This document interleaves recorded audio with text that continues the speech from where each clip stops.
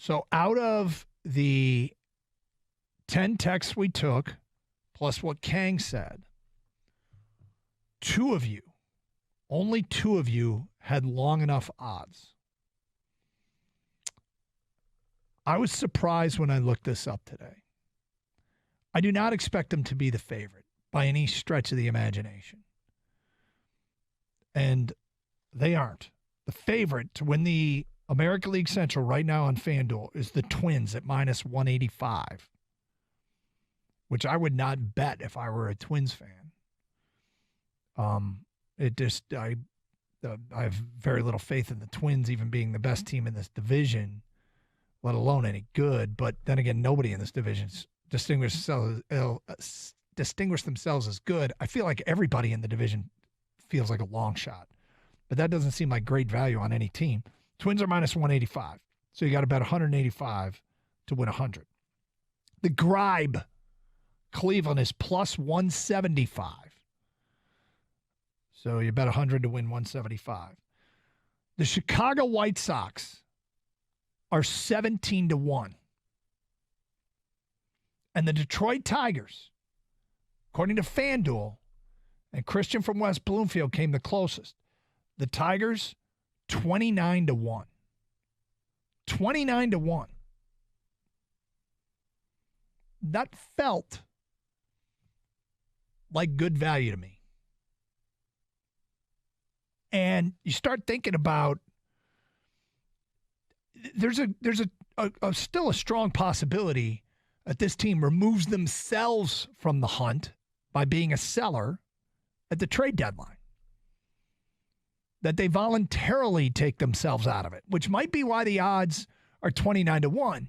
Like these people that have them at 8 to 1, 12 to 1. Somebody's got them at 4 to 1. Look at these texts rolling in. When you see something that you think should be 4 to 1 and instead is 29 to 1, that's good value. Now, is there some homerism that's involved in this? It could be. I'm not going to argue that. And I do think to win the division, they'd have to do something that I'm not sure how many people would endorse, and that is not sell. Right? I mean, right now, if you ask yourself, are they more likely to be sellers, stand pat, or buyers? I think most likely scenarios for them to sell. But if you want to build the case, it's centered around what I said before the commercial break. Skubal starts tomorrow, which, you could debate how good or bad you think Skubal's going to be. It's better than some of the bullpen starts they've gotten away with, which they've done a nice job. But that should be a step up for the starting rotation. Eduardo Rodriguez, successful rehab start. That should be a step up as far as the rotation. Riley Green about to start a rehab assignment. It's clearly a step up for one of the outfield spots. And quite frankly, so is Akil Baddoo. So, not to mention Bo Brisky, who could be coming back here. There's other guys that could help. Matt Manning yesterday fought through a rough outing, but he fought through it. They gave him some run support and, ended up, the Tigers getting the win 14-9. And Manning got his second win of the year. You could make a case that 29 to 1 is really good value for this team. Really good value. Now, Oakland coming in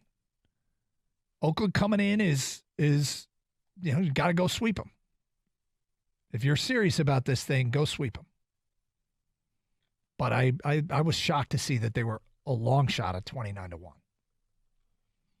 And apparently, according to a lot of ticket texters, this was actually even a longer shot a few days ago and a week ago. So, if you want to get your value bet in now, do it now. Yeah. Before they gain some traction here.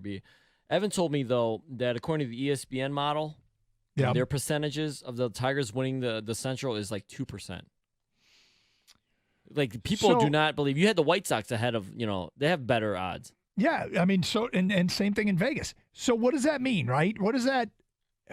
I keep going back to the smartest thing to do might simply be to remove themselves from this equation. And I'm talking about the 30,000-foot view of where the Tigers are right now, is voluntarily step out of this race. Sell high with Rodriguez. Sell high with Alex Lang. I mean, Lang has been taken on water of late, and Rodriguez got hurt, and maybe you won't get what you want for them, which I'm fine with. Scott Harris will be dealing from a position in which he can tell any GM, and it's not the other GM's problem, but it justifies Scott Harris driving a hard bargain. Hey, we're still in this thing. Yeah, you could say we're not very good, but I got a chance to take this team to the playoffs. So why am I giving up on that chance for your paltry little offer? Hey, that's cute, but you're going to have to do better than that, because I am perfectly fine at walking away from your deal and trying to win right here, right now.